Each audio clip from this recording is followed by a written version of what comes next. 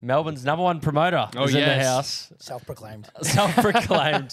Danny Grant, welcome to the dos&d show, mate. How are you, boys? You good? Oh, Yeah, we are astonishingly well because you're here, and we've just been chatting off air. We're very excited to hear a few of your classic stories, which I'm sure the audience are looking forward to. But before we get there, and I don't know how you're going to be able to manage this, but can you, in a brief sense, tell us exactly what you do? Currently, I own an alcohol company that includes, can I say the... Yes, please. Wet Pussy Shots, so I own that, plus Sour Push Shots, plus I'm business partners with Troy Candy and Adrian Botelli with G-Up and a bunch of other cool guys. I also have another brand called Grog, which is with the guys from Cold Ones, which I was explaining to you guys beforehand. But the overarching company is called 80 Proof. When I'm not doing that, I'm a part of a mass DJ duo that travels around the country and the world, but that's a bit of a secret, so I won't unpack that one.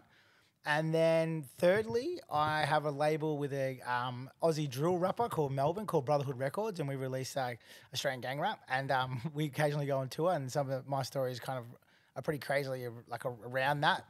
And I also have an events company called Lobster Steak Enterprises that runs a festival. It's a 10,000 person festival called Hello Sunshine every February, March. So when I'm not doing that, there's other little bits and pieces, but that's sort of the biggest guts of what I do currently. And then throwing fatherhood in that Yeah, as well. and then I'm a dad, and then a diver, and a boxer, and everything else. Mate, how do you, when you listed off, we were just talking about it, and it's a great little segue. People often ask, how do you find time? How do you find time? And you just gave a really, really good answer, which is you enjoy doing what you do so much. You don't watch TV. You don't sit on TikTok unless you're making them. You don't play PlayStation. You're not watching footy. You just do what you enjoy doing, so you get to do it every day. Yeah, other thing too is obviously having good people around you that can help you, but I just don't feel like I'm working. So I wake up in the morning and I'm sort of just ticking off what I want to do. And then when I go to bed, half the time when I do stop and I sit down and watch TV, it's because my missus is making me. Yeah. So I would just continue to do, like I said before, edit, work, do this, reply to emails, listen to music for the label, put together tours, do whatever. I would much prefer to do that than anything else. So that's how I get the time. So as long as I'm awake, I would, if I didn't have, again, family and kids, that's all I would do. I would just sit around just working every single hour of every single day. I would as well. Well, we were talking off air and talking about like the word entrepreneurial, and I feel a bit the same. I don't like that word too much too. But what age are you when you decide, hey, I want to kind of do something a bit off, against the grid? Against the grain, I should say, off the grid. Off the grid. It's our fourth podcast for the day. My brain's a little bit rattled. But yeah, when did you decide that, I want to do something a little bit different? So my story is not that classic, like, growing up, I saw entrepreneurs and I was like, that's an amazing lifestyle. My one is legitimately sort of more of fortune. Like, I was like, you can tell, I'm a pretty fuck me, sorry guys. No, you're right. Give me a second. I thought I had that on silent, but it is on silent now. So my other story is more of like a situation of, I guess, surroundings. Yep. So growing up, my family was relatively poor, and if I wanted something, I had to figure out a way to get it, right? So like if I wanted to buy footy cards, funnily enough, I said I don't like football, but I would go wash local cars, I'd do whatever. So we didn't have access to cash. So if I wanted fish and chips, or if I wanted Coke, I wanted whatever, I had to figure out a way to hustle. So I kind of learned that way to do it, good and bad, throughout my sort of teenage years. And then I just didn't fit in. I was like a square trying to go through a circle. So everyone was like, I'm going to become a truck driver, electrician, I'm going to become this. And I was just like, this is not me. Like, I don't feel as though like, yep, advertising is what I'm going to do. The idea of doing one thing all the time was just like daunting. Like, and I was like, I don't feel like I fit in that one thing, or I'm not passionate about one thing enough to do that. So by default, I was just like, all right, well, I need money to live, and I don't want to work a normal job. Yeah. And I sort of sussed it from there. So I sort of fell into it, but it's not like that. I never had that like wake up and have a cold bath at fucking 4 a.m. Yeah, mine just been like, I like to have fun, and I don't like to work to, I want to do what I want to do whenever I want to do it. And that's how I figured it out. And the only way to do that was to become what people would call an entrepreneur, which I guess I am. But it's more of like a laziness, which is wild, right? Because I've just talked about how much I do, and everyone's like, what the fuck? But it's actually geared by laziness. Like, I want to be an entrepreneur because I want to make a bunch of money so I don't have to work anymore. And then second to that, I want to be an entrepreneur so I don't have to get told what to do. But by default, I probably do more than anybody else does. So it's a weird thing. But my one was more like, I think I was just born that way. Like, there's no sort of motivational story behind it. It's just that's how I decided to live my life. It's that old saying. They say, you know, work an 80-hour week to avoid working a 41. Yeah, That's me. 100%. And a lot of people probably know you now as Danny Rants on TikTok and Bad Danny Rant. Sorry. Big Bad Danny Rants, and I love that name, and that's done really well quickly. Yeah. But you're sharing your experiences, stories, let's call it anecdotes, moments and memories from your days promoting. So you were saying you've been in the promoting game in clubs for how long? Well, you've been close on 2 decades. So two it's like decades. 19 years I've been working in that industry. So I effectively finished school. And again, going back to what you said, I went to uni and did advertising for marketing for 6 months. And I was like, fuck, this is boring. But what I did like was partying. So I was like, how can I continue to party and get paid? And that's how I sort of figured out how to do it. So I've never really had a full-time job. Like I've only ever done entertainment and what I do now. Wow. And it was just solely because I was like, how can I be hungover and party all weekend and get paid for this? And I just figured it out. Yeah, that's crazy. Yeah, it is pretty wild when you think about it. So how old were you when you started that? You 18. said 18, right? So did you love going out? I mean, I don't know if you had a fake ID and started going out at a young age. No, I didn't, weirdly enough. Really? No, never. Well, so what, as soon as you went, do you remember going to a club for the first time and, I don't know, instantly falling in love with it or falling in love with that lifestyle or anything like that? No, so it was like, I remember going up to being 18 and people would talk about it and I was always kind of obsessed by it. Like they're like, we go out and we go to these raves or we do whatever. And I was like, I want to experience that. And then I remember when I turned 18, it was the opposite. It was lackluster. So I went to a couple of pubs and friends took me to some shitty venues and I was like, fuck, is this it? House parties are better than this. And I remember the pinnacle moment was a friend of mine had messaged another friend and we were at this shit nightclub in South Melbourne, where we are now. But and I was like, he'd messaged and he goes, oh, these boys are at this club called Prince, which is in St Kilda. And I was like, oh, okay, sweet, we'll go there. So we went over there with my girlfriend at the time and his girlfriend at the time. And I remember walking in, it was like house music. And Yeah. even as I talk about this, I'm like, oh, it was Yeah. And there was the lights. And back then everyone was wearing bright colors. And it was that was when house music was just sort of going from the LGBTQ into straight people were mixing together and house music was this massive thing. It was kind of the beginning of that era. And I remember walking in and I was just like, fuck, this is it. This is what I was looking for. And it was from that moment, I was just entrenched in it. And house music just was what basically led me to what I do. Because I was like, how do I figure out how to do this all the time? This is where I want to live. This is where I want to be. And then it's just I went along different musical journeys as I went. And then I just figured out that music and sort of entertainment and that late night life was what I wanted to do. So that was kind of a bit of a penny drop moment. I think what I really like about your content, what you share, maybe it's because you're not necessarily in that specific game anymore. After you say, oh, I was on King Street for 10 years. Every club you can imagine you were in and involved with, but you're just so raw and authentic, and it's all shit that people actually know is probably true, but they want to find out the actual truth, they're a bit unsure. We're all asking these exact same questions you're answering, but I guess when you got into it for the first time, promoting for was it for a club or a certain event for that? I ran my first event at 19, so I was working for clubs prior, just doing guest stuff or bits and pieces. But when I first started my own business in it, I was 19. Okay. And then what size was that event? Was that a pretty big one? No, it was 250, but within a year I kind of figured out how to do it quickly, and I started running weeklies, and I was sort of doing 500, and then within a year's time from that, I was doing 2,000, 3,000 people events and running stages at festivals, and then it just got bigger and bigger and bigger like snowball. So yeah, that's crazy. So just talk to us about the money side of that for a second. So how are you making, is it money upon each person that comes in, you get a percentage, or how does it work? Yeah, it's so simple, right? So when you go into a club, right, and they go, yeah, cool, it's $20. And we say, yeah, we'll go to a free one of these. No, only joking. But when you walk into a door, everyone's always like, how do you make money? It's like when you walk in the door and they go, yeah, $20. Yeah. At the end of the night, I take all those $20 notes and I put them in my pocket. Really? Yes, that's exactly how it works. So we take all those 20s and I run the door, and then I pay out the DJs and the door stuff, and then I keep it. So I remember when I was younger, right? Okay, going to buy a lawnmower. So I was like, I don't know fucking how old I was. I had a house, and I took him and I paid it in pennies. And the dude's like, "Could I ask if you're a drug dealer?" I was like, "Not exactly, but I'm a nightclub guy." Yeah. But yeah. That's crazy. Well, I think back to days when I went out, and we still enjoy a night out from time to time, but being 18 and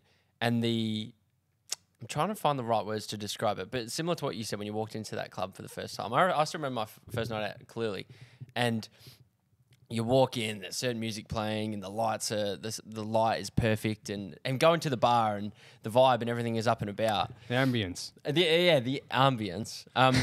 To go from that to then a festival, for you, what do you enjoy more? The bigger the venue, the more enjoyable, the more extravagant. Hanging out with probably bigger names to the nightclub, smaller. Like, do you look and compare the two and the time you've done both? It's weird because I like all. So like I like, and same as like, again, friends will be like, do you ever get sick of watching like big bands on side of stage or going backstage? No, I don't. I fucking love it still to this day. I've been doing it for 20 years. It's mad. So everyone's like, oh, I always want to do that. Try to. It's awesome, right? But when I talked about the DJ, the Master Euro thing I do, I like the small sweaty clubs. Like those real small, energetic, there's 250 people in there. It's fucking going off. There's a music style in there that everyone in there is like so committed to and loves. And you can feel like the fucking hairs raising in the back of your neck. And people are screaming and yelling. That to me is like, that's the pinnacle of being a part of something. I love that like before it blows up. If that makes sense. Like when it's really authentic. And I've seen it with guys like I remember going to a Flume show and I got invited by him because I was watching him on SoundCloud at the time. And there was 250 people or maybe 300 in this room not far from here. And I remember watching him and I was just like, it was electric. Like everyone that was there knew this guy was going to blow up. And it was like, you can't explain that unless you were there. But I've seen it 15 times, like the same sort of thing. And I was just like, that's what to me is the best, is watching someone where you look at it and you go, this dude's about to blow the fuck up, and you can feel it. And it's sort of like, it's hard to explain, but it's like in the air. And then you just watch them catapult. But like that to me is what keeps me going back. And it's like, you sort of look for it and you get over it. But it's that's what is definitely the allure to me. Because I was just going to ask, what's the most enjoyable aspect of all the things you've done in the past? Is that what you've just described? Is that the vibe? Yeah. Yeah, I would say it's almost like a culture vulture is the term I would use, but hence why I've worked in so many different genres. But that start part is the best. Like when you're sort of developing a sound, and there's always opportunity going on, and like people are getting signed to this, and it's all happening. And these guys at the start are like just a bunch of guys with a dream, and then you watch it explode. So I've been involved in that like 5 times, but I continue to find myself at that ground root level. So I'm attracted to it. Like I'm looking for it because I enjoy that first boom, and then when it gets bigger, I'll be honest, I find it more boring. Like when it sort of starts to commercialize and get really, you're sitting with guys with suits and ties, I'm like, it's not as fun anymore. Yeah. That is interesting to hear. This episode of the dos&d show is brought to you by our friends at Fleet Plant Hire Solutions. Dos, I'm telling you right now, it'd be absolutely ridiculously stupid to look beyond Fleet Plant Hire Solutions for any earth-moving needs. Now, when we say earth-moving, what do they do? What? Projects big or small. So I'm talking on the roads, like roads, railways, bridges. But even, I'm tipping at this point, they might even come and fix your plumbing. They're that good. Mate, who knows? Because they are the best. They do everything so well. So make sure you head to fbh.com.au to speak to the team. Tell them that dos&d sent you as well. Now let's get back in the episode with Danny. What about Wet Pussy? So was that a COVID project? Yeah. Yeah. So how did that come about? And was that your idea? A bunch of mates? What happened? So myself and 3 club owners, Yeah. we were obviously fucked because of COVID. One of our partners had left years prior, who I used to actually work with, but he'd started it's called parallel importing. So effectively what they do is they'll buy alcohol overseas for cheaper and higher amounts, and then they sell it to clubs, right? And it's a way for us to save money because that's how we'll save $1 on anything we can. So he was doing that, so he had kind of an okay idea of how alcohol and liquor worked. So during COVID, myself and my other partner, who are also owners of clubs, he owns Burke Street Courtyard in the city and La Di Da, Brown Alley, another one called Spotswood. We were all working in this place, and we're like we're fucked. Like we're gonna wait for things to open. And originally we thought it was gonna be a month, but obviously ended up being close on 2 years after everything went back to normal. And we were watching bottle shops blow up because the bottle shop we were working in, they went from doing like $25,000 to like $90,000 a week. And I was like, how do we get our finger in this pie? So we're working for $27 an hour at the time. And we sort of started to work on some other projects that had nothing to do with Wet Pussy. And then when we went down and met with my other mate, and we're like, we got this idea. It's a vodka peach iced tea with alcohol in it, spiked, rah. He's like, yeah, cool idea, but like, what the fuck are you gonna do with it? Like, we're gonna sell in bottle shops. He's like, why don't we just sell what we sell the most of in clubs? And we're like, Wet Pussy. He's like, yeah, we'll just fucking trademark that. We'll put it in bottles, make it as cheap as it is to make, and then we can sell it to our friends. And then that was the idea originally, just to sell it to our friends. I can't believe you got that trademark. Yeah, I know. And it was just to sell it to our friends. And we're like, cool. So when everything came back, we had a couple of pallets and whatnot, and we were just selling it to all the clubs in Victoria. And we're just like, oh, we'll break into interstate and do whatever. And then COVID happened again.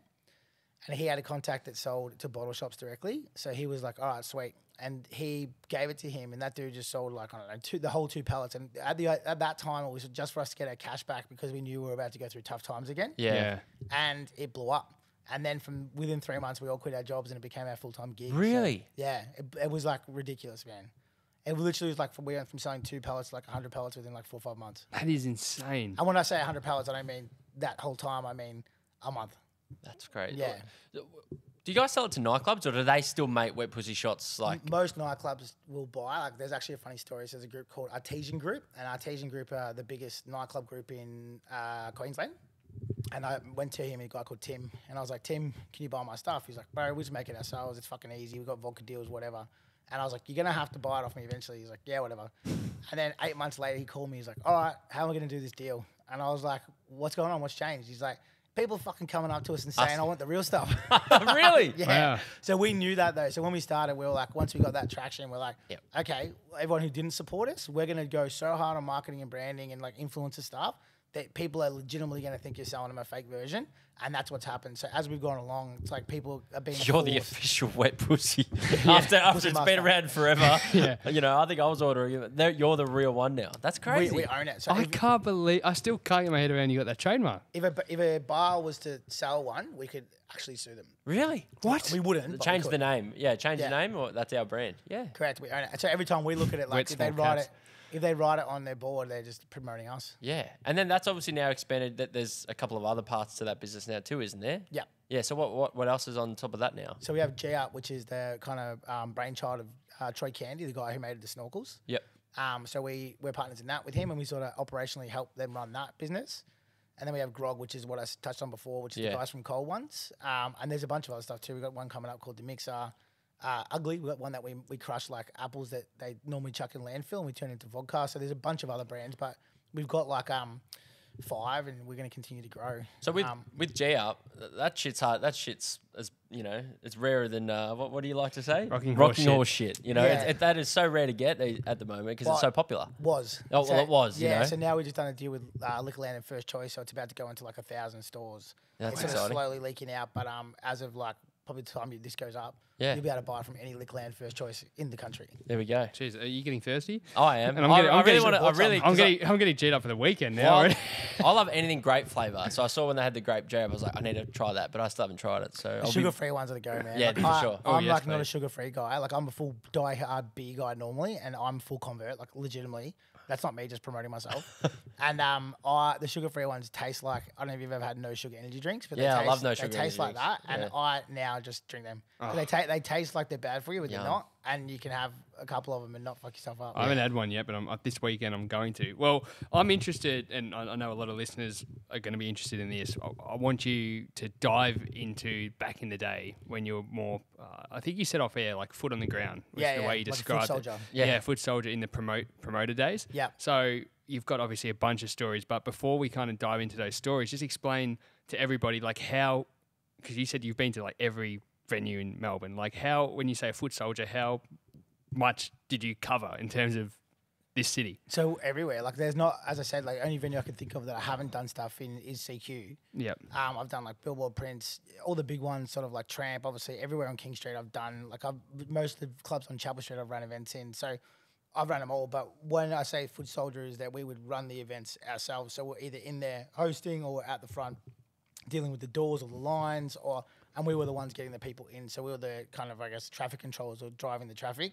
So the venues would give us their venues, and in exchange, we would bring them a crowd. So we were like a rent a crowd, I guess. But Yeah. that was what we did, and because of that, I spent a lot of time legitimately on the street, like feet on ground. So You watching some of your content, you would have saw a lot of knobs for sure, yeah, we saw a fair few. but a lot of good people too. Yeah, for you know? sure. Like everyone's alright, man. Like we kind of break them up to like dickheads, frothers, and just normies. Yeah, like so the frothers are probably more annoying than knobs. Like they're people that are just like, and it sounds mean to say, but like we used to call them that frothers or orcs, like which is short for dorks. But Yeah. they're like people that are just super keen and like they don't get that you don't want to talk to them for 7 hours. They were probably more annoying than anybody else. Yeah. Yeah. That's hilarious. Well, I'd like you to talk about maybe some of the bigger things you have done in terms of star power that you've brought out or you've dealt with. Tell us a couple of, those bigger names that you've personally, dealt with.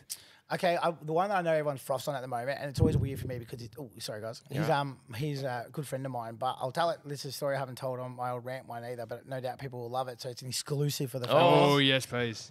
Is Dolla. So obviously he's the man about town, but Dom, his manager is like one of my great friends. Minus that, I've known Dom since he was probably 17. He used to DJ for us for like $50 back in the day, and he was actually a graphic designer. So he used to do my stuff plus everybody's stuff. So he was. When he was younger, he was famous as a graphic designer. Really? Yeah, he had this really unique style, and everyone loved him, and he was like the best of the best. Like, So you would get posters done for certain Club events. He nights. would do it. yep. So he used to do like Wawa Thursdays, and anyone that knows what that is, they'll know exactly. Yeah, what I'm Wawa. talking about. Yeah. So he used to do them, and then everybody used to use him. I used him for an event called Disco Kills, but he was like the guy for he was by far at that time the best graphic designer there was. And but so because of that, I was lucky to be a part of his journey early on.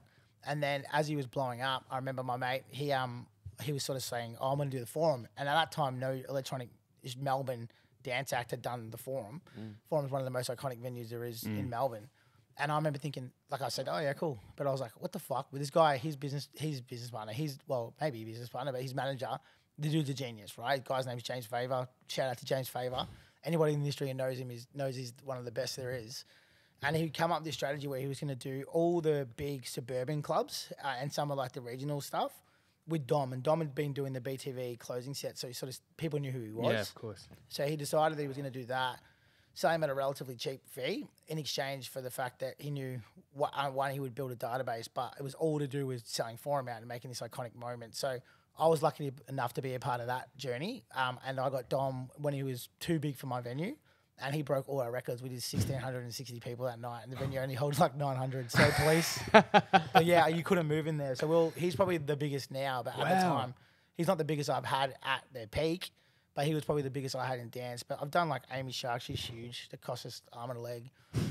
Did Deadmau5 when he was coming up. I did Afrojack before he was big. Paid like $8,000 for him, which is fuck because he's probably worth a couple $100,000 now. Wow. A lot of them, like I've done a lot of before they were famouses. Yeah. I've done a few when they were famouses, but like when you work in the club where you can only really do 1,500, so it's not. And a lot of them are like obscure. Like I'll be like guys like Sven Vac, Dubfire, and I don't expect you guys to know who they are, but they're like big in their collective scenes, but they're niche. So when I get asked that question, sometimes it's hard. Sure. It's hard to answer. Yeah, I'd be really keen, and I've obviously seen a video and heard you talk about this, but how it works is when a club brings out a big name, so like 50 Cent, you referenced him, he came out to Melbourne recently or to Australia, and they're promoting him coming out, but not necessarily saying he's rapping or going to be actually performing. Yeah, but this is technically, Emerson you're talking about, yeah? yeah. Yeah. Would you be open to maybe explaining that? Yeah, why not? So basically the way it'll work is like these dudes will come on tour or shows and then say we'll use 50 Cent as an example. I'm not privy to what actually happened, but traditionally what will happen is he'll do a show and then there'll be a guy on the ground. So there'll be there's multiple of them in Australia, and you'll kind of hit him up and be like, hey, if 50 Cent does something, can you let me know? Because I'm interested. Then if they say yes, the bidding war begins. So every club trying to chucks in and they'll sort of start and you'll go, okay, I'll give him 30, 40, 45 cash, 50, this, and this. Like it all kind of rolls up. Eventually someone ends up winning that bidding war because no one will go up. That promoter takes that cash and then they go to, effectively a promoter, I don't even know what you call him, what the term is, middleman. And then he goes to the management or team and then does a deal with them. So he'll make his cream off whatever he decides off what he gets from us. He then makes it happen. So he puts together the actual appearance and then he organises and facilitates that whole thing. So that's how it sort of works when we get club shows. Like Jack Harlow was at CQ. Like that's always how, and you don't know, like it's always like a week before. So everyone's like, oh, how can you plan this? Or you do contracts. It's not that way. Like you just go, Kid Leroy's coming. And then everyone just battles as hard as they can for that fucking 3-hour gap. Someone wins it, and then it's 2 days later it happens. Done. Yeah. So typically, what numbers are we talking about bidding war? Like in terms of cash? It doesn't really go above and I'm talking out of school here a little, but like me personally, I've never gone over 50. Okay. So it's like, and that's where I've stopped. Not to say that people haven't gone up higher than that. I dare say, but it gets to a point where you can't physically afford it. Like, so I'd say I've heard of people getting like 80. Wow. And then normally venues will do that off the back of that they're trying to build awareness from their club, but it's like it gets to a point where you can't afford it. So you're not gonna if you spend 50, you're not expecting to make that back then that night. It's just ongoing.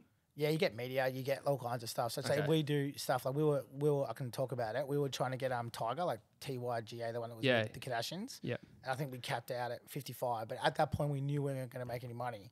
So we would have fully broke even that night, but the reason why we did it was because we were like, we're going to do fucking 600 people. Everyone's going to talk about it. It's going to help our night ongoing and help our club reputation. So that's a big driver is reputation. Yeah. But then again, you've also got not just them, their entourage with them as well. I'm sure you have to try and look after and manage too. Is that not the case? Nah, not really. They all come together. Yeah. You got to feed them and they drink them, and but it all comes a part of it. So you get these like wild riders where it's like, always fried chicken, man, with that rappers. Like, Nando's and fried chicken and fucking heaps of it. And that's funny. It's actually hilarious. But at the end, it's always, sometimes they drink it, sometimes they don't. But the riders are like ludicrous. It'll be like 17 buckets, chicken, KFC, fucking 18-piece feeds. It'll be like certain mashed potatoes, salad sandwiches, Nando's, all this expensive tequila, rah, rah. And sometimes they'll come in and eat it. Other times they won't. So if they don't, all us promoters go in there and eat it after. Oh, yeah. You have to clean that up. I can't remember the last one we had, but I remember it was me and about 6 or 7 of us, and we're eating like pizza, KFC. We're drinking like that 1477, that super expensive. Oh, yeah. I was like, fuck yeah. Well, actually, I think I saw Post Malone. He spent like some crazy thousands and thousands of dollars when he was in Australia on Nando's for all his stuff. They love Nando's. Yeah, they always, it's like I'd say KFC and Nando's are uno numero. Like Nando's is as common, if not more. Yeah. And they froth it. They always ask for it. I know you've been pretty outspoken about this, but what about dealing with influencers, so to speak? So reality TV stars, people that come off these shows. We have a few of them that are friends of ours too, but dealing with those sorts of people and that demographic, tell us about some of those experiences. Yeah, like I funnily enough try not to deal with them. Like, it sounds weird. So when they're like the only ones when I have them on, I'll be like, I'll hire someone to deal with them. Yeah. Because you kind of need someone like them to take care of them because they take themselves very serious. So, and they can be a little bit demanding. But what's wild is you can deal with someone like Hooligan Hefts or fucking Tiger or 50 Cent, and they're way more accommodating and nicer than these influencer people. Well, not influencers. A lot of influencers are good who build their own audiences. It's more so the reality people. Yeah. But I guess the casting agents, we've experienced kind of what you're saying. They're like, but the casting agents are looking for a certain person. They're looking for someone who's gets jarring and is out there and crazy. So then to deal with them in real life, it's much the same. Yeah, like, but on top of that, now they think they're famous, so you got to deal with that. But some are legends, some aren't. As I said, on like obviously you're like kind of alluding to, but like Lockie from The Bachelor, Survivor, absolute legend, crack up, funny as dude. Then Gaz from Geordie Shore, awesome.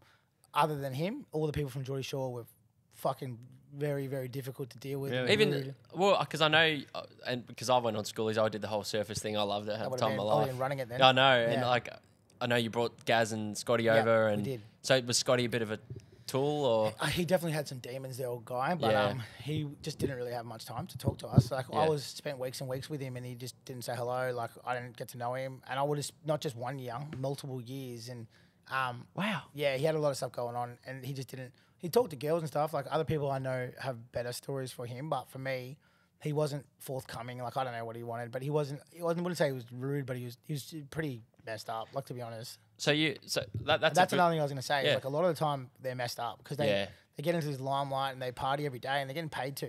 So then they become drug and alcohol addicts because they effectively they don't drink and do drugs. Then they can't make money because money is made from appearances and stuff. And it's sort of like at the beginning it starts off as fun, but over 3 years' time when you sort of milk cash out to pay for your house, it starts to come with problems, right? Yeah. So you see that heaps. Like that's real common. Well, the Schoolies thing you did for a long time, 10, 15 years, is that? I still unfortunately do it still. You still do? It's been like, longer than that. It's been like 15 Dos loved his Schoolies experience. Yeah, I had lots of fun at Schoolies. But I remember that, the whole Gaz and Scotty thing. And I did wonder how it worked because I feel like you guys were probably ahead of influencer marketing before it was a thing. Yeah.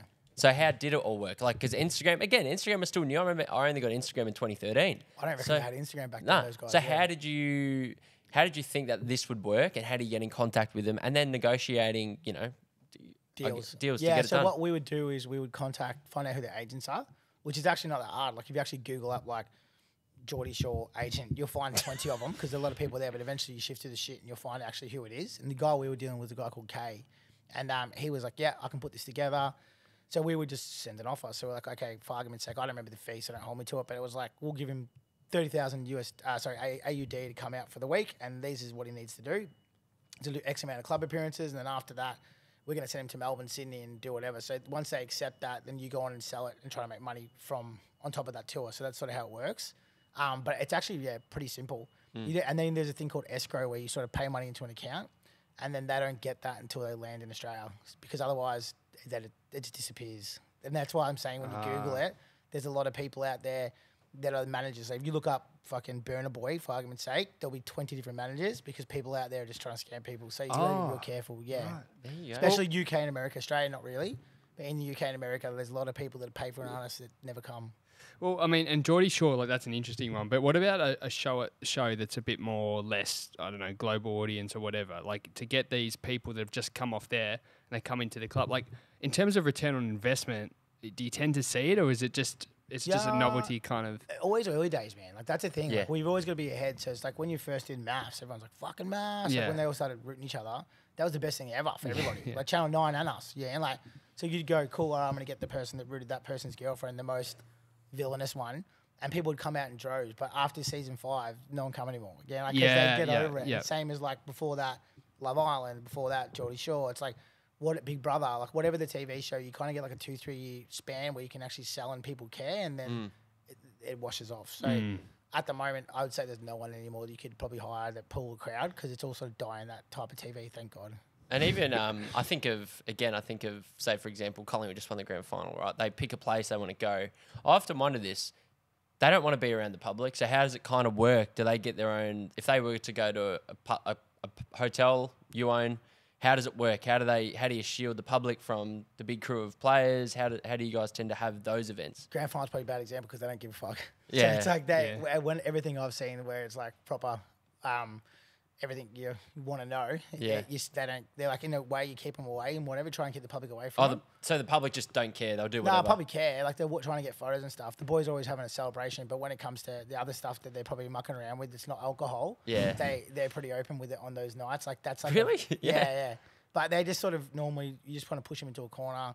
They've got security around them, but so grand final's a hard one because they're there to celebrate. So everyone sort of gives them a bit of slack when it comes to the public, but they'll pick a venue that traditionally has good hospitality people in it that will protect them. Like they're not going to just roll up. Like it's all organised beforehand. It's pretty quick. Like someone like they're coming out. What can we do? And then they'll organise. But they'll normally someone from the team will know someone a part of that club or nightclub, and they'll sort of go, "We're going to give you the aminosity that you need to do whatever you want. You can enjoy your party, but you can still enjoy it." But they sort of close it off so that they're in the public, but they're not in the public. If that makes sense. Well, I was actually going to ask because we did an interview last year with a nightclub owner as well that you know and been business partners with in the past. But a lot of our like TikToks that did really well. There's a lot of comments from people, and you don't know how true some of this is. But a lot of the rumors that were going on in those comments were like these secret rooms that exist in nightclubs that people. It's like hush hush. There's this room. And if you kind of want to go in this room, you can go in this room. The doors get locked, and whatever happens in that room stays in that room. Whether it's people cheating on their partners or drugs or whatever it may be. Is this just a myth, or do these things actually exist? That's mind blowing to me that people think it's a myth. Of course it's true. Yeah, every single venue has one, and like as a promoter where we sit, it's like we judge a venue off it. Yeah, right. Like, there's certain venues I love because they've got that secret room is good. That makes sense. Like, so talk. What is this secret room? Not what you do, but like for argument's sake, there's a club called Alumbra, and their secret room is to hang off the roof, so you could go up there and do what you want. And there's like no security guards, no cameras, whatever. So it's like I can say it now because it's closed, just making sure I don't fuck myself. Oh yeah, on the pier. But so I used to hang off it, and you could watch down into the crowd. So like I remember for us, if we were looking at venues, we'd be like, "Oh, Alumbra's got a mad secret room, so we'll use that venue." But of course, they have secret rooms. So what typically does a secret room look like? It depends. They change. So it can look like a janitor's closet. It can look like a fridge. And then it can look like a fucking 5-star restaurant. Yeah. So it just depends on what it is. But effectively, they're called green rooms. Like that's yeah. Ah, okay. What about? I mean, you would have seen a lot of stuff on the street. You spend a lot of time on the street, at doors, welcoming people, saying goodbye to people, whatever. You would have seen a lot of probably shit on the street. A lot of probably, I'm assuming, violent, not violence, but you would have seen a few drunk fights and whatnot. Maybe, do you have a story in particular? Have you been involved in anything like that where it got too violent or anything like that? Yeah, heaps, man. Like when I was younger, I used to play up. So like and I was from 2000, like sort of mid 2000s. So we'd have a brawl. Like my first actual job in a venue, I got kicked out for brawling with security with my friends. So like that stuff was kind of common back then. And that spilled out in the street, and the police came and whatnot. So that's like I guess when I was younger and dumber, I don't do that shit anymore. Yeah. Because I'm not an idiot. But heaps of stuff. Like there's so many stories. Like cab drivers used to meet up when I was at Burke Street, and they would constantly punch on with one another. So Really? Yeah, he said that all the time. They were good. They were good fights. And then other than that was like glassing. Like that was pretty bad. And people used to smash each other in the face with glasses. And then on King Street, weirdly enough, I probably saw less. Like when I was working on top of Burke Street, I used to see way more shit. It was like the quieter the place is, the more dangerous. Yeah. The busier the place is, the less shit you see. Like, Wow. It's changed. But like, the best ones are the brawls with big groups and guards, because like the shit goes down. I remember being behind Billboard, and I was running a thing called Fornicated it was called Roxanne Park at the time, and it was in an alley. So this big brawl erupted between these like Middle Eastern dudes and security guards, and then the cops just came in and just sprayed fucking pepper spray, and there would have been 400 or 500 people in line, and everyone was just like, no. yeah. But there was no way to escape it because it was just an alleyway. But mate, if you had 5 hours, I could tell you a million different stories. Like I've got favorites, if that makes sense. But you become desensitized to it. So it's like, I'm a big UFC fan, but I remember I was like, it's almost like you want to watch it in a sense. Yeah. Like, not the real violent ones that are fucked up, but even then, you don't really see people get that fucked up. It's like, it kind of stappens, then it gets pulled apart. It's like, it's almost probably the safest place to punch on is these busy streets, because there's security guards and there's police, and so it kind of gets broken up quicker. Whereas if that same situation happened in a dark park, I don't know, I would hate to think what would happen. Yeah. Well, sorry to cut you off. Can I ask on a different level then, have you ever seen the wrong thing happen where a bloke or a woman or whoever has actually been cowardly hit and something bad has happened, inside or outside a club? Yeah, I have once. So I saw a guy, I don't know what happened, there was an altercation. I still dislike this guy because of it.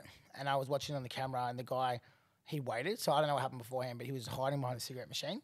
And he waited for this guy to come out of the toilet, and he attacked him from behind and hit him. Like the guy, I don't know, I think he was all right, but I was just like, that's fucking bad. Other than that, I know this is controversial, but there's a certain nationality that likes to fight from behind. And we say that a lot. So there's like a certain nationality that will fight people, and they will always be in groups of three. And they're like sort of Aussies are the ones who always seem to one-on-one them. And they always run behind and punch them in the back of the head. So there's different types of groups you'll see.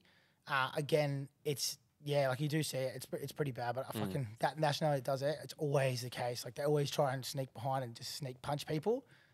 But traditionally, I guess it's a street fight, man. Like shit just happens. Yeah.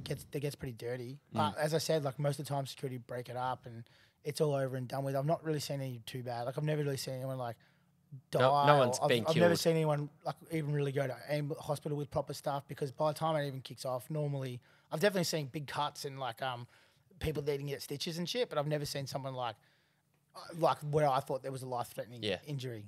So putting your like owner hat on for a second, if this is happening, I don't know what the rules are, but if it's outside the club, I assume it's probably it's nothing to do with us, not our responsibility. But it is us. Oh, it is. Yeah, if you have one sip of alcohol in there, until you're like 100 meters from the venue, every single problem's ours. Wow. Because even if you crash a car a kilometre down the street, if you've been out of venue, it's our problem. Really? Well, so if people stumble out of a club and then they go, well, my car's across the road, I'm going to drive home, and they go boom, straight into a pole, that's your... Yep. And I've had those situations where they've come in and gone, where's the footage, and we're getting the blame because someone's crashed kilometres up the road.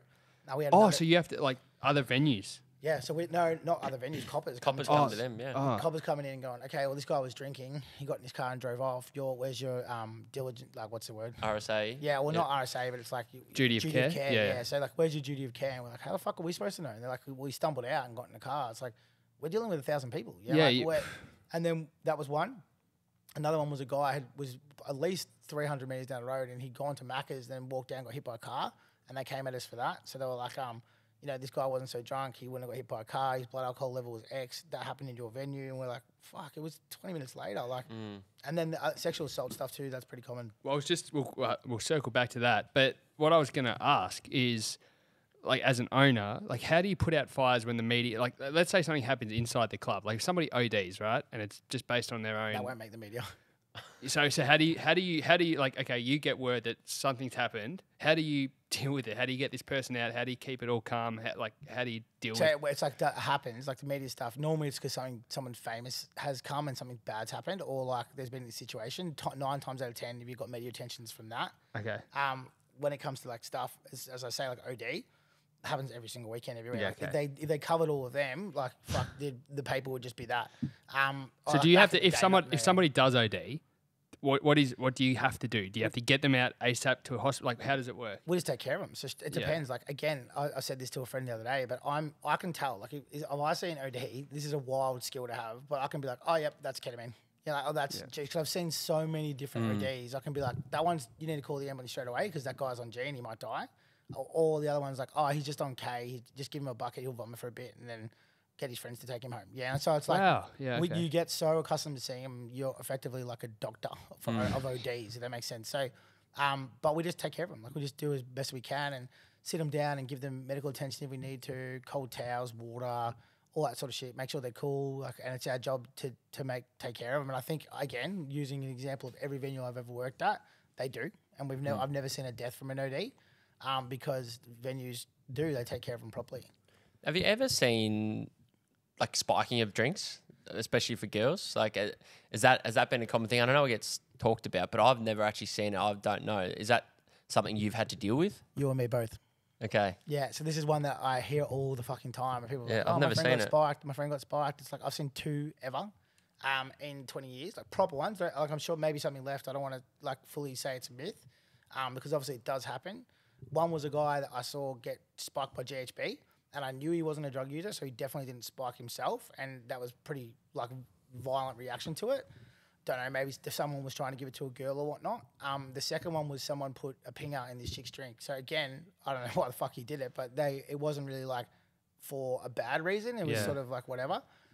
I will say that when you do see spiking 9 times out of 10 or 9.6 times out of 10, it's a friend spiking their friend. They might not know they've had the drugs because their friends were doing it as a joke, like a practical joke, which is a pretty shit practical joke. But that's probably the most common. But I would say I haven't, like I'm not, and that's not saying, I don't want to say that it doesn't happen or anything like that. Like I want to make sure that that's clear, but I have not personally seen drink spikings. Like it's something, when people are like, oh, walk around, hold your drink, whatever, do it, be diligent, of course, but it's not something that I've seen 9 times out of 10. We still hear it all the time. Like people are like, my friend got spiked, this happened, blah, blah, blah, blah, blah. And then we sort of go through a process where we'll say, okay, cool, we've got cameras in the venue. We just go through like checklist of making sure that we're doing the right thing. So it's like, we got cameras in this venue. We're going to be able to find this person. Are you sure your friend hasn't had any drugs? We're going to call the ambulance now. Your friend is going to get drug tested, and then the police are going to get involved. So you're sure that no one has given him drugs or they haven't taken drugs themselves? Are you? Because this is the process that's going to happen. And then normally at that point they'll say they had a pinger, they had K, or they drank too much of pre-drinks. Like the story changes pretty quickly. Yeah. We get a lot of people messages afterwards saying my drink was spiked last night, and we take it serious. Of course we do every single time, and we say, cool, no problem. Let us know what time you're in the venue. We'll download the footage and we'll give it to the police. Our advice is to go to the hospital and get a toxicology report. And then I've never had the police come and say to me, here's a toxicology report from somebody. So all I can go off is the information that I've got. And I've never been in a situation where I've had to deal with spiking any further than someone saying they got spiked. So you mentioned this word a couple of times about you being desensitized now. Like it doesn't shock you anymore, where it might shock someone like us who we're very casual, where we don't go out, we might go out a handful of times a year. When was the last time that you saw something that genuinely made you go like it played on your mind, like it was something you thought about or it shocked you? Like have you had that factor? Even if it's going back a long time, I'm just interested to know. I've had like one time there was a guy who pulled a gun on my security guards, and I just left.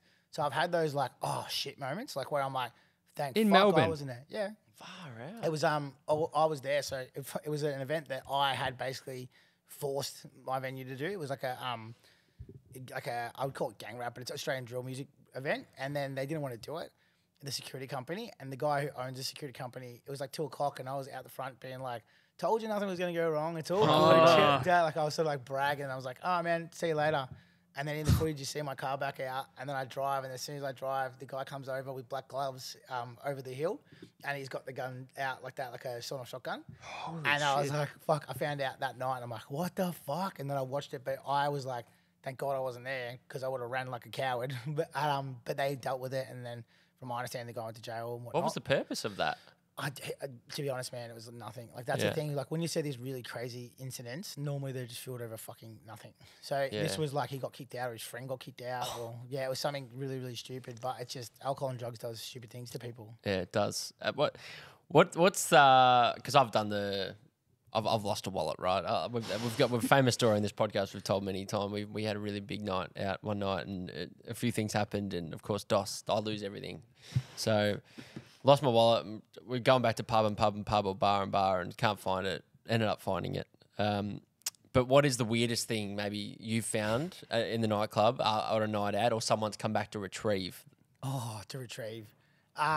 The weirdest thing or grossest thing that we find heaps of shitty undies, but no one's ever come back to get them. We find them flat out. I'll tell a story from another friend of mine, which is my favourite, is an eyeball. So someone, You're kidding me. he tells the story pretty well. As my business partner, so he used to own a club in Melton. And they found a fucking fake eyeball. And then apparently the guy came back next day and was like, oh, sorry, I got pissed. Oh, sorry, I think it was his wife maybe. His wife came back and was like, can I get my husband's eyeball? Oh my So it was like a glass eye. Yeah, glass eye. Yeah. That is so That is funny. hilarious. Well, one of the things we're interested in, like again, like I don't know where the rules are in clubs, but when people are having sex at clubs, what are the rules? We just say they can't do it. But there's certain clubs you can. Like you can go to swingers clubs, Saints and Sinners. A lot of I'm not asking for recommendations. I'm just Yeah. So those venues Write 'em down. Those venues are at. There's a lot of the LGBT community. I'm just going to call them gay clubs because gay clubs. I don't know the term anymore. So sorry guys if you want to cancel me for saying that. But the gay clubs, they've got more rules. So like when you run them or you do them, they got more rules. Nah, less. So. Oh, less. Yeah. I mean, they're like when I say more rules, I mean more rules to be able to do that stuff. More freedom. Yeah, so normally when they're being run at a venue, it's like, cool, no cigars past this keratin, or this toilet's off limits for thingy because this happens and whatnot. But in the straight clubs, there's like a no tolerance to it. And I think it's because of sexual assault, to be honest. So like, you just don't want to ever put yourself in that situation where it could happen. So you see it and then you sort of stop it in case the person's too drunk or it comes back. But it's like, obviously, most of the time they're together doing it, whatever. But it's just like, it's a risk litigation thing. So just straight away, regardless of how much fun they're having, you're like, hey, stop that, go home. Yeah. Like, So you have to stop them. we don't have to, we just do because we don't want it to ever come back to us. Could it be done as like public? What's a Nah. Indecency. yeah? Nah, those rules don't work in clubs, man. Yeah. Okay. It's like you don't get kicked out for when people flash themselves. Like it's like Yeah. you sort of stay. Put You're those lucky titties back man, in. Wayne. Because one of my favourite stories of all time was we had this club that I don't know, you might know it. Down in Mornington is where we grew up. Well, yeah, I know it. Which club? Cruise. Yeah, I know Cruise Cruise, Club. yeah. So Did a bit of work down there. what's that? Did a bit of work down there. Did back ya? in the Disney. Well, I hope you didn't that was the place. I hope you didn't work down this night because there was a couple of rooms in there. One of them was the R&B room, right? I didn't go to Cruise very often, but this was back when Dos was probably 21-ish and he was really in his prime.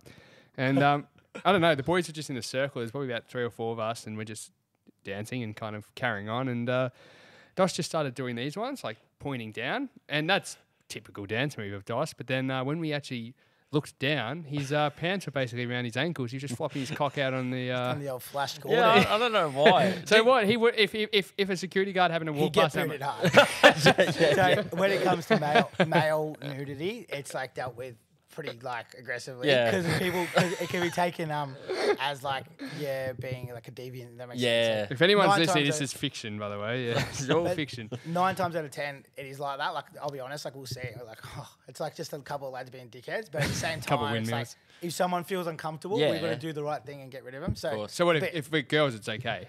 like I don't want to say it's okay, but it's when they It's more tolerable. It's when there's like a concert. I'm sure everyone's seen it, but they'll kind of do Yeah. the old woo. Security don't seem to react. Then I just think it seems to be more socially acceptable, and I guess it's because it's not not necessarily deemed creepy. Like there's not women in Yeah. parks going check out my titties. Yeah. Where there is creepy men doing that, so we have to be a bit more diligent with it. Showing, taking their undies off, throwing them on the stage Yeah. to Dom Dolla, that kind of thing. That's weird because all that kind of stuff is like, oh, haha, it's Yeah, fine, it's funny. harmless. But it's like if a dude did that, Yeah. he'd get arrested. Mate, He'd get put your arrested. jocks back on. Put your Y fronts back on. Should we jump on to the golf box segment? you Yeah, reckon? let's do it. Let's do it. Actually, geez, I should have been more prepared. Oh, you get the GB. box and I'll do the read if you want. All right, perfect. Actually, I think it's your turn to do the read. Yeah, I'll do the read. What's in the Golf Box is brought to you by our good friends at Golf Box, Australia's greatest golf superstore. If you need it, they have it, and it gets to you fast and free. Shop online at golfbox.com.au. Fast and free is what we Emphasis on always that. love. Yeah. The fast and free. You just got to get your head around that, think about that for a moment and go, gee, it's pretty good value, lads. So You said to us, Danny, that you've seen this segment before, so you kind of know what's coming. All you need to do is basically put your hand in lucky dip, pick out a card, and it'll be a challenge or question. And if upon completion, you'll get a nice little reward for that. Nah. So what is in the golf box, Danny? What's in the box? In the box. I used to love that show. What's in the box? dumbest injury you've given yourself? Ooh. This is a good story. There we That's what go. we'd like to hear. So I'm originally a country boy, believe it or not. I look like a city dude, but I'm not. So I occasionally will visit where I grew up, and I do bogan shit, like shoot guns and ride horses and drive around in motorbikes and whatnot. And it's like a little bit of a rite of passage for me. So the dumbest injury I've done, and I've probably got a list of 500 of them, was I was with my mates and we were hanging out the back of a ute with loaded guns. I know this is really, really bad. And we had probably half a bottle of Jameson each, and we were holding on with loaded shotguns. And my mate saw a fox and he was like, fox, fox, fox, fox. And he pulled hard. And I got knocked out of the ute, smashed my mate out of the ute. We both had loaded guns. And I knocked myself out cold. And I don't remember it even happening. So I woke up next day, I was like, what the fuck happened? They're like, dude, you literally got knocked out of a car with a loaded gun. And I was like, thank fuck I'm alive, but here I am. So And the gun didn't go off, thank God. I don't remember. That's great. Whereabouts in the country are you from? A place called Broadford. Where's that? It's sort of like an hour and a half from straight up north, up the guts. Like if you head into like the Murray River, Yeah, okay. it's up that way. There's Broadford. a small population, like 2.5. Barry Hall's from there. Barry, big bad Big Bazza. bad bustling Barry I Hall. love big bad Bazza. Well, I know you do, by the way. Well, of course, that's not for nothing. Here is a $250 golf box gift voucher for you, Danny, courtesy of our good Play a friends bit at of Golf golf? Box. Do you ever? I used to play heaps, but now my kids, unfortunately, take up too much of my time. Well, Show that to the camera, Danny. Give that a little gloss. They'll love that. Give- Yeah, yeah, they'll love that. Yeah. But if you're not on the golf course these days too often, that's okay because Golf Box do have a wide range of accessories, clothing, apparel. So you might get yourself a nice polo shirt for an upcoming event. You might do a golf themed night one time. And Yeah, golf I think I might be going to live golf. So, Yeah. Oh, there you go. I might dress myself up for that one. there you go. There you Not go. because of the golf. I've heard it's a bit of a wild party, so I have to say for myself. Who Golf would have Box thought will that look golf after you. would be a party sport? I mean, Everyone I know who went last year reckons it was off its head. So was that in Adelaide? Yeah. I'd love to go that one day. Do it, bro. We should try and get there. I think it's in like 3 weeks. Yeah, we won't be getting there Next year. Next year. Yeah. Well, yeah, Golf Box will look after you there. But, mate, thank you so much for joining us today and sharing some of your stories. I better just check. I'm not prematurely cut. You don't have anything more. You're fine. We really do appreciate your openness and your honesty. I'd actually love to get you on again one day and dive a bit deeper in some other areas of what you do and your life. But, mate, we really can't thank you enough for giving us some of your time and being so open. Thanks, boys, for having me. No, I appreciate it. We've loved it, mate. And I know Dee was absolutely shocked when you mentioned the masked duo. So I know who I know who he'll be listening to on the way home. Yeah, well, we can't say anything else. No, but- that's all. Yeah, it's top secret. Unless you look at my Instagram and see who I manage. Thanks, mate.